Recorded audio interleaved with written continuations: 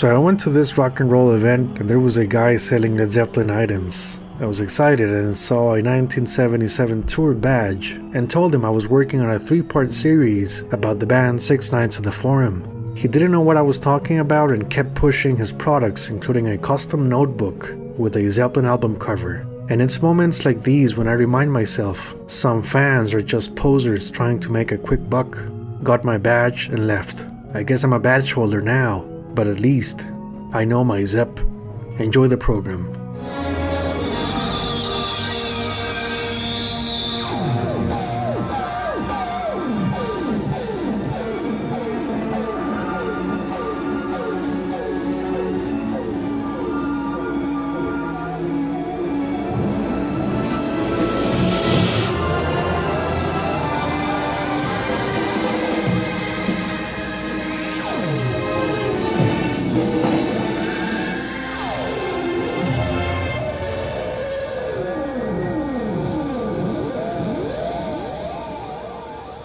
Welcome to the third and final episode of the LA Forum series. First off, I want to thank my dear patrons for their encouragement and financial support throughout these programs. If you've enjoyed this run, they made it happen. They are the executive producers. Let's hear it for them. Thank you very much, guys. As with previous installments, I will talk about the context for each show, as well as provide a concert summary and aftermath past their forum series, so hopefully you'll stick around till the end. This is gonna be a long one, that's what she said, but if you're a Zeppelin fan, it's never enough, right? So with all the ticket holders at the forum cheering like maniacs at every single show, what did the music critics have to say? Let's take a look at the reviews. First off, we have journalist Roger Sells discuss the band's opening night on June 21st. He was not happy with the performance. Quote, "The band's former sense of musical moderation was all but absent. The volume was excessive. The length of each tune was excessive. The lighting gimmickry was excessive. My headache was excessive. Zeppelin seems to have abandoned its trademark spirit decor as a unit for ego-stroking individualism." Roger Sells was not impressed and said the gimmicks hardly compensated the, quote, "lackluster performance." Yeah, he thinks Listen to This Eddie was a lackluster performance. He did praise No Quarter, Since I've Been Loving You, and 10 Years Gone as promising moments, but he said they paled compared to prior renditions. Funny because this was the first time 10 Years Gone was played at the forum, so Roger may have been talking out of his ass. He said rock and roll's preeminent heavy metal band maybe reached its own crescendo. What do you guys think about this one? I sense envy, and like the average critic back then, they loved taking shots at the mighty Led Zeppelin. Next we have Matt Aragorn Pavin, who wrote an interesting review on Yes's Tormato in 1978. He didn't really like the album but was quite respectful in his treatment of the band. Zeppelin on the other hand, well, here's what he had to say. He gave some context on the state of play at the time and said the song Remains the Same movie was surprising in its ideas and production, but the soundtrack, quote, was not only inconsistent musically, but failed to capture any of the band's stage spirit as well. Yeah, Matt, here's my take on that.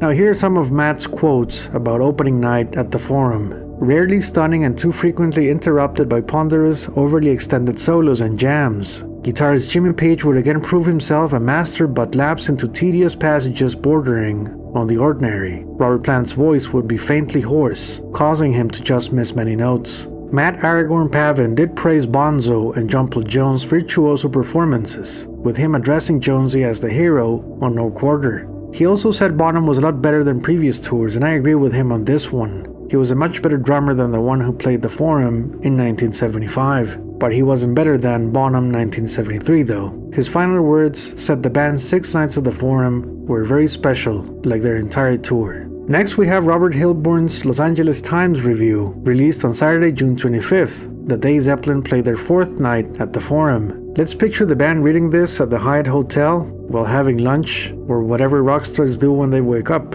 His words may have influenced the band's attitude on their show that day. Here's Hilborn's recollections of the band's June 23rd show, their 3rd night featuring guest star Keith Moon.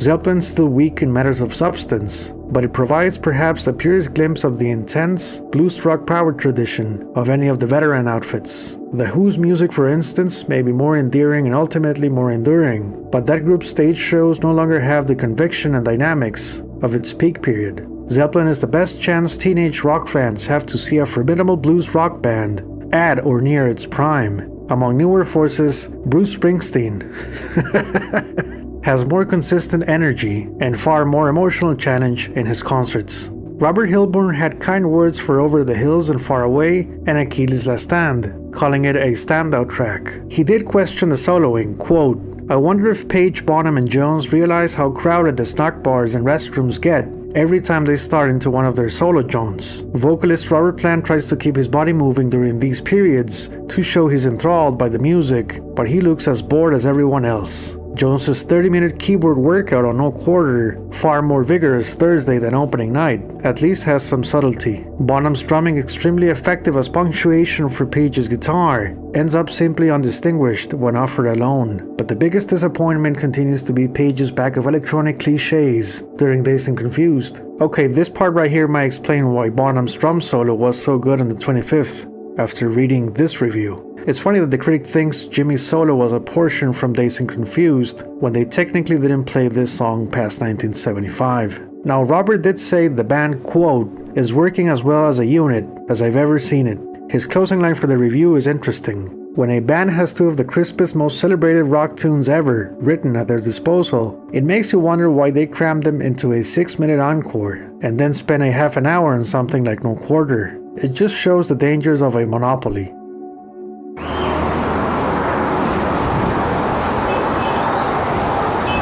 June 26, 1977. Sundays are weird. Sunday evenings are depressing. The weekend's gone and people are about to go back to their weekly activities and chores. There's an implicit lament and sadness on Sundays around 6 p.m. No matter the fun, you know a case of the Mondays is just around the corner. For Led Zeppelin, it was another day at Hyatt on Sunset, waiting for the 5th night and 38th concert of the tour. In other music news, Jean-Luc Ponty began recording sessions for Enigmatic Ocean at Kenton Studios Burbank, which was not that far from Zeppelin's hotel. His supporting cast included guitar genius Alan Holsworth, featured Genesis live bandmate Daryl Stuermer, and Journey's own Steve Smith on drums. Aerosmith went into the studio for Draw the Line, mastered by the one and only George Marino. Scorpion started the recording sessions for Taken by Force in West Germany. It was their last album to feature virtuoso guitarist Uli Jon Roth before embarking on his solo career. On the other side of the process, it was a wrap for Iggy Pop's Lust for Life, Thin Lizzy's Bad Reputation, Chicago 11, Talking Heads 77, Ringo IV, and Rick Wakeman's Criminal Record. All these albums were finished on the last days of June. Top 3 UK hit singles on June 26th had Hot Chocolate's So You Win Again, The Jacksons' Show You the Way to Go, and ELP's Fanfare for the Common Man. Back in the States, Fleetwood Mac's Rumors was still the #1 album on Billboard's 200 list. Led Zeppelin's 5th night at the Forum was the shortest of the series, with 2 very special surprises. Elvis Presley's version of That's Alright Mama was thrown in the acoustic set, and Jerry Lee Lewis' take on It'll Be Me was the sole encore for the show. Quite a strange choice, but they could afford the luxury of a short finale after 4 massive concerts. The mood is certainly different from the rest though. We can imagine they enjoyed themselves on their Saturday night after-show party, as there's a slight burnout feel on some musical passages. I think because they were just 1 day away from finishing the series, there was additional pressure to get the job done. Their June 26th show began quite late, as the band's arrival was delayed by rockstar reasons. The concert ended 24 minutes past midnight on June 27th, which means they technically rocked the Forum twice on Monday. Like I mentioned in episode 2, because this was the first time on tour they played 2 sets of 3 consecutive shows with no days off, this took a toll on their stamina to an extent. The 5th night has a strange vibe going on, and you find Led Zeppelin trying to change things around, which they managed to achieve with a surprisingly enthusiastic and exciting acoustic set, taking a break away from the heavy expectations of the electric stuff. This bootleg recording seems to be overshadowed by the other shows. It's quite rare to find a collector who's obsessed over the 5th night. People know it because it's part of the Forum 1977 box set, but its individual value can be a polarizing subject, like some of the in-between shows at Madison Square Garden from the same tour. Wardrobe choices for June 26th were the same as the previous night, except Robert, who wore some sort of satin pants that enhance his stage presence and rockstar spotlight. Concerts on June 26th included Elvis Presley's last ever show at Market Square Arena, and once again you may want to check my Elvis and Led Zeppelin episodes to see how their 1977 tours mirrored each other. Swan Song's own Bad Company played the Omni Atlanta, and the Summer Jam 77 festival was held at Kansas City's Royal Stadium, featuring Ted Nugent, REO Speedwagon, and 4 special guests that kept the crowd happy with some good old rock and roll. A Zeppelin fun fact for you: they played a June 26, 1969 date at Guildhall Portsmouth for their UK tour of the summer. This is the 5th night at the Forum. Let's go.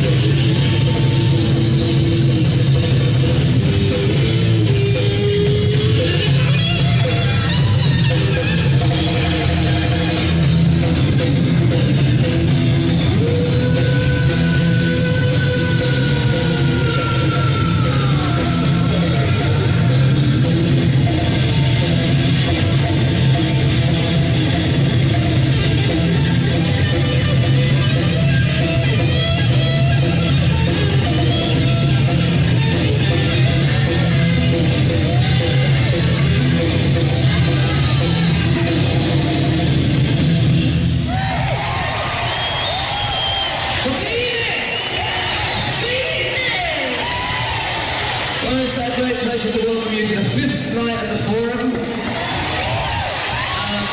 I must apologise for us being so many months late, and also being 45 minutes late getting here, but the yellow cab broke down on the way. So.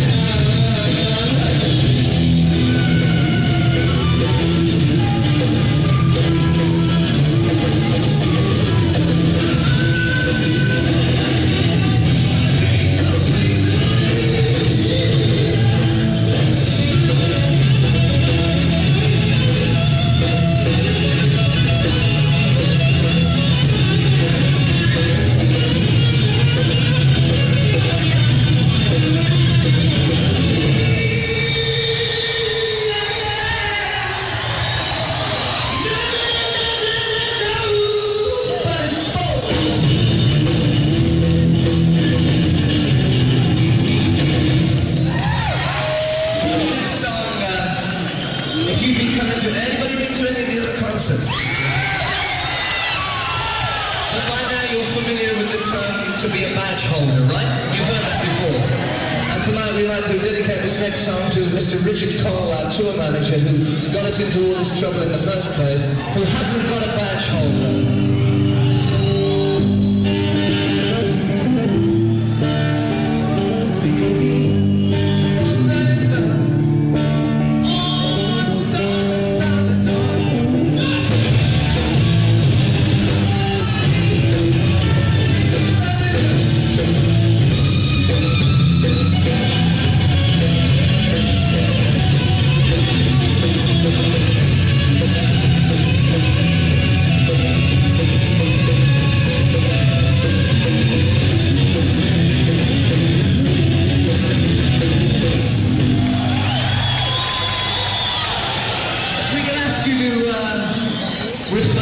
Refrain from using fireworks inside the building, that would be really nice. You must feel a bit daft in the firework after there once low people. It must feel a bit funny, you know? Don't you feel a bit funny when you go, it's better to go fishing. It is the blues for badge holders.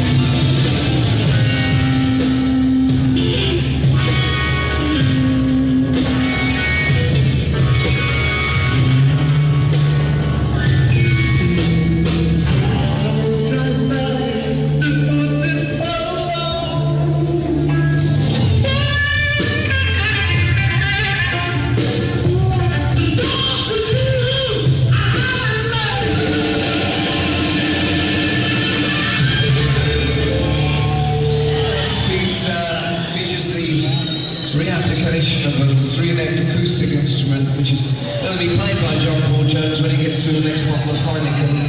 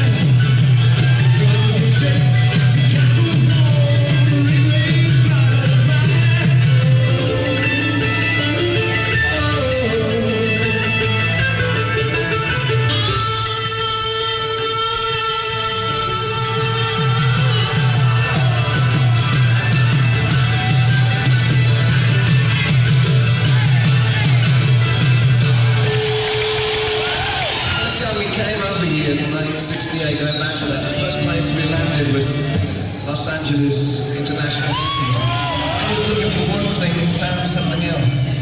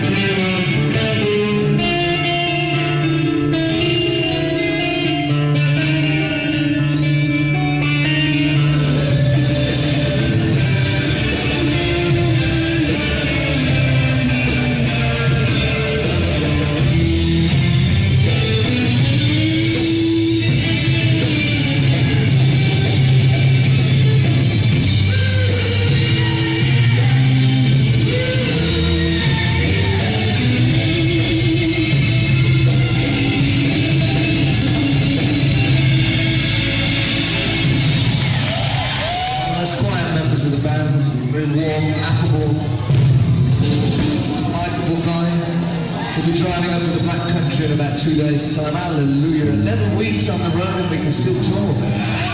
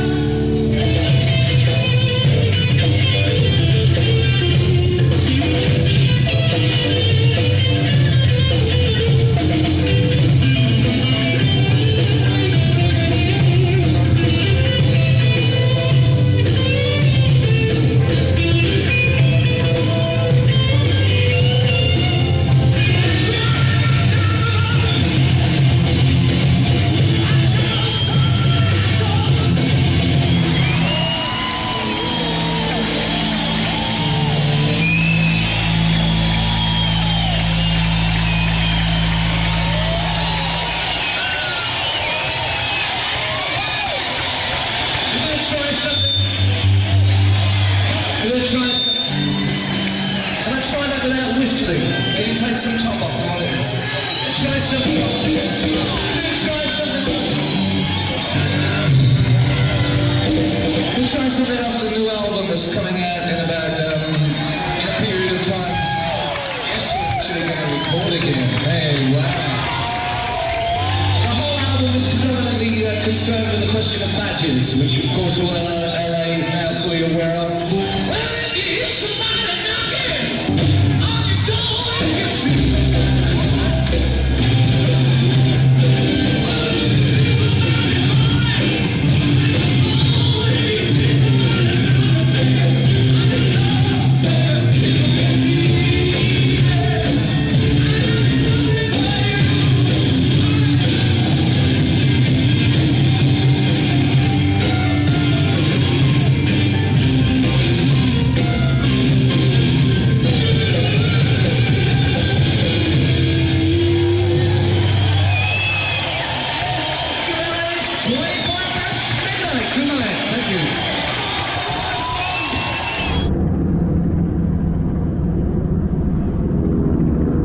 Led Zeppelin's entourage packed their bags for the Misty Mountains on Monday, June 27th. Everyone was ready to go back home after 11 weeks of heavy batch holding and playing Achilles' Last Stand some 38 times by then. June 27th was also the day Spanish soccer player Raúl was born, and also a concert frenzy gathering of Pink Floyd at the Boston Garden, with them being 7 shows away from finishing their Animals tour. Peter Frampton played Seattle's Kingdom with opening act Foghat. Aerosmith and Nazareth shared the bill at El Paso County Coliseum, Texas, and Emerson, Lake and Palmer took the Virtuoso Insanity to Knoxville, Tennessee at the Civic Coliseum. Billy Graham, man of the hour, addressed the audience at Madison Square Garden, letting everyone know he was, quote, the greatest. Wardrobe choices for Zeppelin's final show at the Forum saw them wear the same outfits as opening night. Robert Plant wore the same jeans and belt he used on the 21st, 22nd, 23rd, and 25th. Setlist-wise, it was the exact same repertoire selection from June 23rd, including both encores, Whole Lotta Love and Rock and Roll. Their last concert in Los Angeles seems to be the most challenging for the band,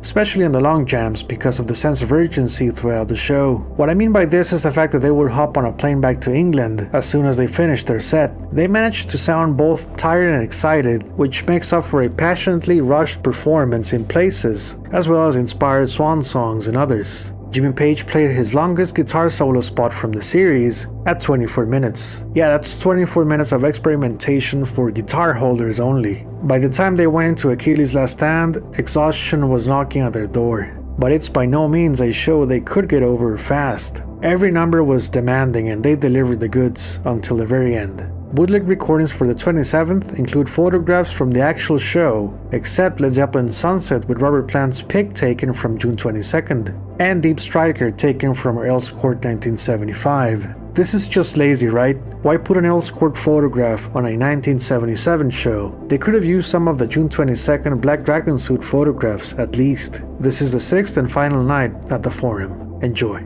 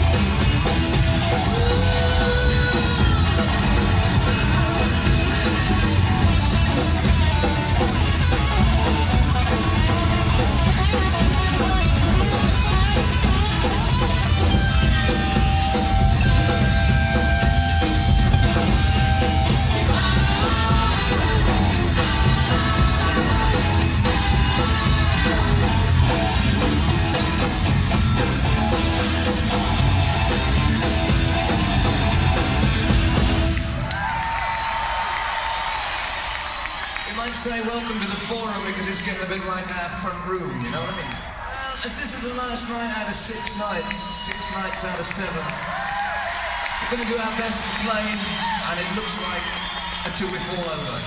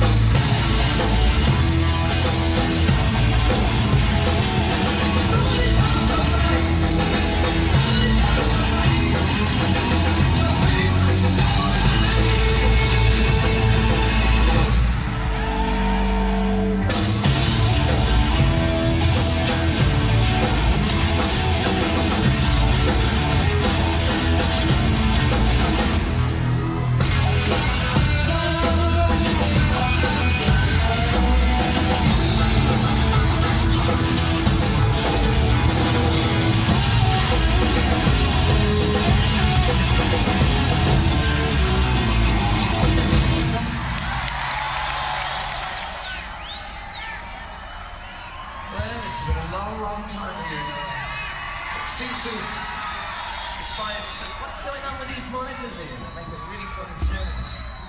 Take some of the top off, will you?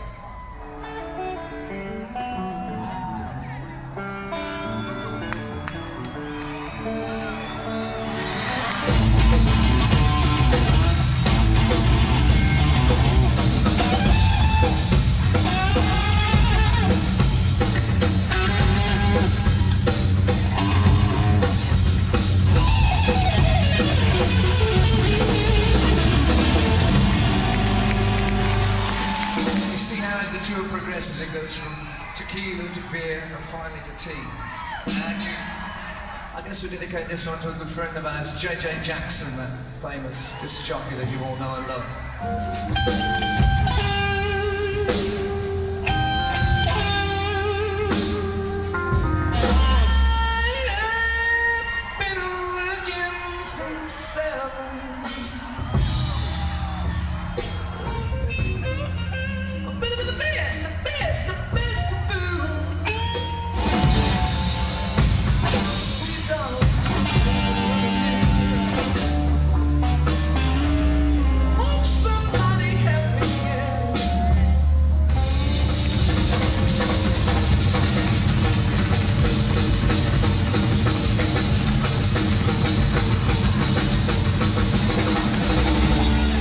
This is the last time around that we're going to be featuring, at least for a while, the very nimble fingers.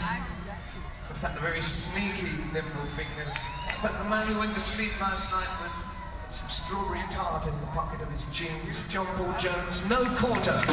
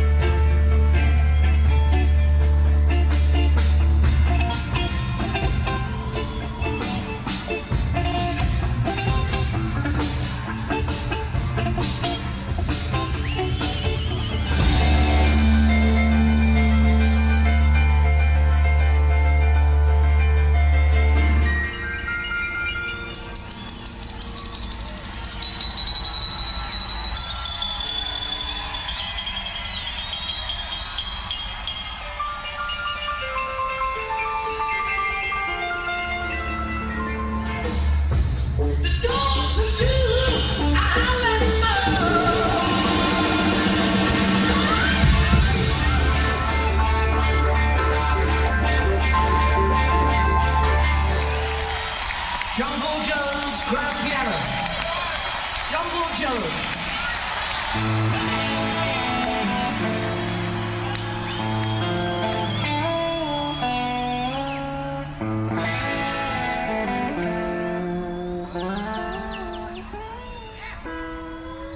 Changes through my time, but baby, that's alright with me. Even the mid sky, think of you, how it used to be.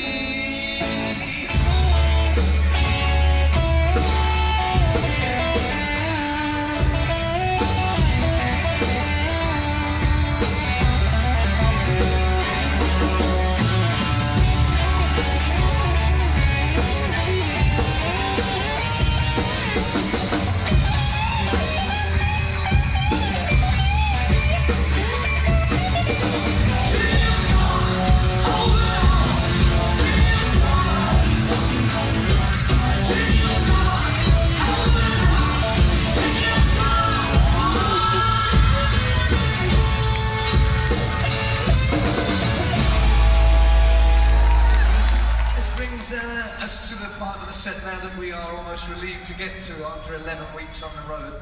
We're going to sit down. Oh, wow.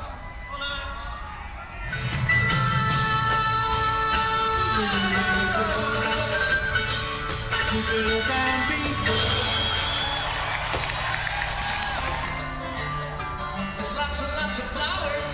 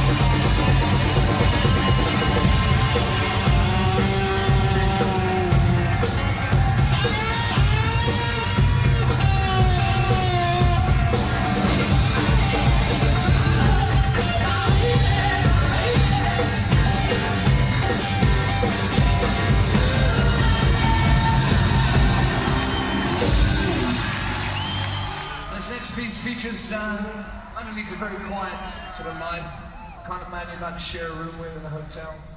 He takes to one side, you take the other. A very warm and close friend, John Bonham, over the top!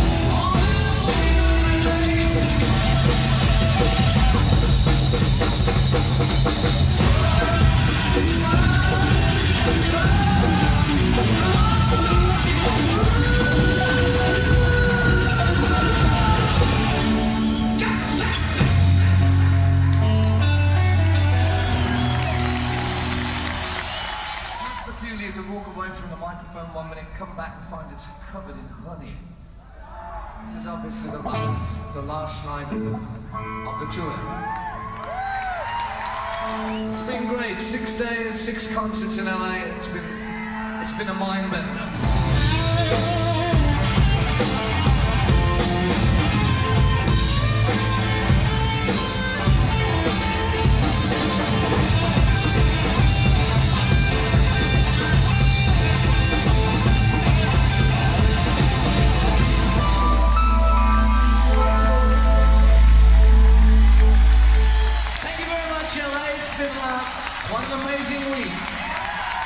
Good night and see you again one day. Before we continue, we'd like to thank you for being a great audience. Sincerely, we'd also like to thank all the members of the cast, full supporting cast. There's been, sound and lighting crew, Shoko, very good sound system as you heard. Every night it's no good for the acoustic set, but the rest of it's great. And most of all, the badge holders of California.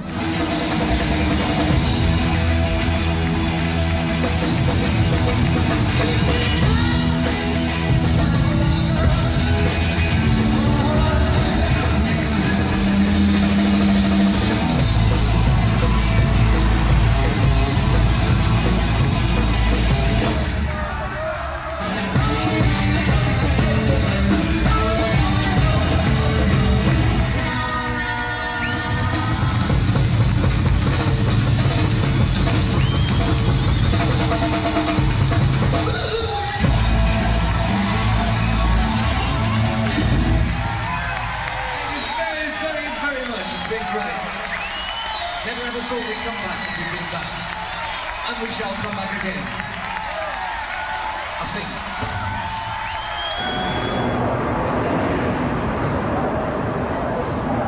Led Zeppelin flew back to England around midnight on June 27th, and their roadies worked hard to disassemble their stage in time for the Crosby, Stills and Nash shows of June 28th and 29th. Their 1977 CSN album sold extremely well. Led Zeppelin took some time off before coming back for a complicated and tragic third leg of shows that began on July 17th at Seattle's Kingdome. You can watch my two-part series documentary on this concert and bootleg DVD here on the channel. There was a Led Zeppelin July 8th review published on the Los Angeles Free Press done by one Sally Rail. You'd think she would talk about opening night, or maybe June 22nd, 23rd with Keith Moon, or the drumming greatness of the 25th, but no. Of all concerts, she went for June 26th, which, like I said before, was somewhat uneven. Sally's recollections are well written, as she provides poetic justice to describe Led Zeppelin's musical style. The critic praised the acoustic numbers but questioned the lengthy soloing, and said older fans complained about the shows being too long and boring.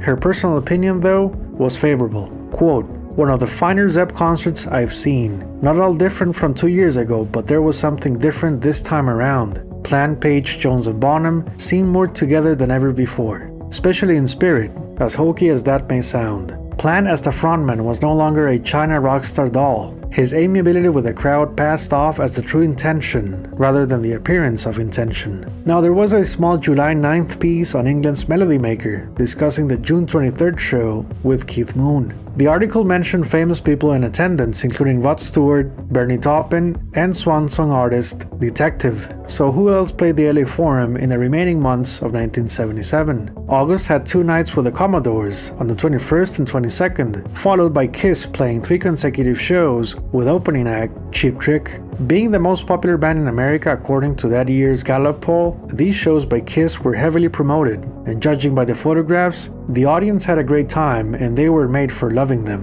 Fleetwood Mac was next with 3 dates, August 29th through the 31st. This was long overdue, with the band's Rumors holding the #1 position on Billboard's 200 chart until November 26th. That's 27 weeks except for July 16, when Barry Manilow Live managed to temporarily knock them off the #1 spot. Shows at the LA Forum continued in September with the Alley Brothers and Graham Central Station on the 9th. Yes was back with 2 shows on the 23rd and 24th, featuring opening act and British legend Donovan. October was the most unfortunate month in music history, with the release of Bat Out of Hell on October 21st. And it's sad for me to say this, but it became the best-selling album of 1977. I don't want to hear it!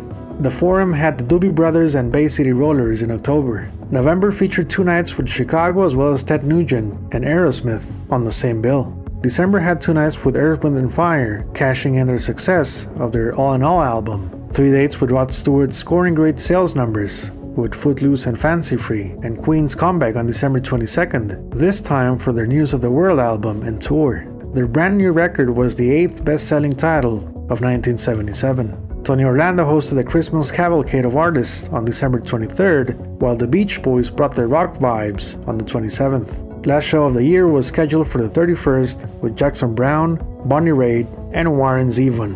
Now before we go, I want to point out one of Robert Plant's quotes on their final night at the Forum. He said, "This is obviously the last night of the tour. Never ever thought that we'd come back, but we've been back, and we shall come back again, I think." This is one of the most thought-provoking statements I heard while revisiting these shows, because as a Zeppelin fan you can help to think, what if the tour actually ended in LA? Most of the advertising materials ended in June anyway. It was an ambitious series from the start. What took place in July was not musically a huge step above their 38 concert legacy, April through June. Their Los Angeles finale feels like the July 1973 dates at Madison Square Garden, a photo finish ending with nothing left to prove.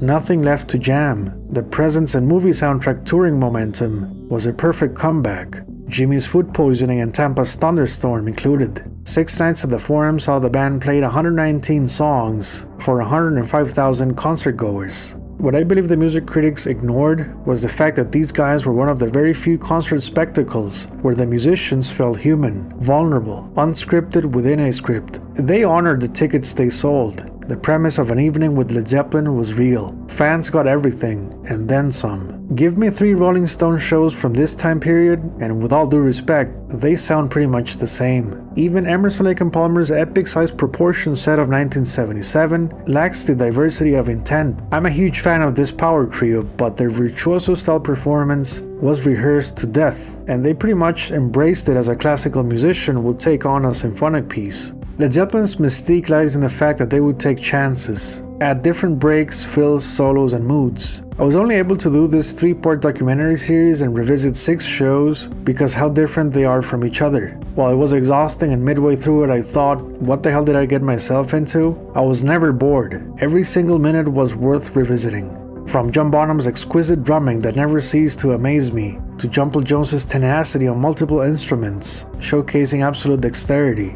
Jimmy Page, the mad soloist, the wild guitar stuntman, whose rhythm work was always on point. Robert Plant, the charismatic messenger that rediscovered his craft with a deeper sense of self and voice control. Now, could I rank all 6 nights at the Forum? Well, I'll give it a try. This is just my personal opinion. At number 6, I have June 27th because of the pressure of flying back home was too much, and you can tell by the music. Number 5, June 26th, as it features the best acoustic set from the series. It's fantastic. Number 4, June 23rd. Yes, Keith Moon's guest spot was great, but the overall jamming effect is not as spontaneous as the other nights. Number 3, June 25th. I think the LA Times review published that day pissed them off, and they regained opening night inspiration. Their final live take on In My Time of Dying is mind-blowing. Number 2, June 21st. I know it's listened to this Eddie, but most of its glory resides on the opening numbers. It's the best recording though, and that greatly contributes to its rating. Number 1 goes to June 22nd because of the massive confidence displayed throughout the show. The consistency speaks of a motivated band who enjoy the close proximity benefits of a 34-minute drive from their hotel to the gig. I would like to know your personal ranking of these shows. Please share them on the comment section. Now, I do think Led Zeppelin was not well suited for the huge stadium dimensions of future corporate rock tours because of the humanity within. They were musicians first and foremost, walking a very tightrope when the stakes got incredibly high, past their own mortal ability to stay on top of the food chain. 6 nights in June represents the end of an era for Led Zeppelin. It was full circle on the Whiskey A Go Go days and victories of 1969. The last visit to the Continental Hyatt before 80s bands looked like bastard children parodies of the kings of the 70s. 1977 was a year of a new hope. 1980 was the year the Empire was to strike back on the US market, but Led Zeppelin never got the chance to reclaim the Forum as their musical riot house. Robert Plant was able to come back to the Forum 3 times in the 80s, 1983, 1985, and 1988, promoting 3 different solo albums in the process. You can watch my post-Led Zeppelin 1980 series for this topic. Page and Plant played the Forum on May 16th and 17th on their 1995 tour, being the first time songs like Kashmir, Since I've Been Loving You, The Song Remains the Same, and No Quarter were played since 1977, some 18 years later. You can check my post-Led Zeppelin 1990 series for a deep dive on their collaboration and world tours. This was the making of 6 nights at the Forum. I extend an invitation so you can join my Patreon site to support the development of more concert retrospectives like this one.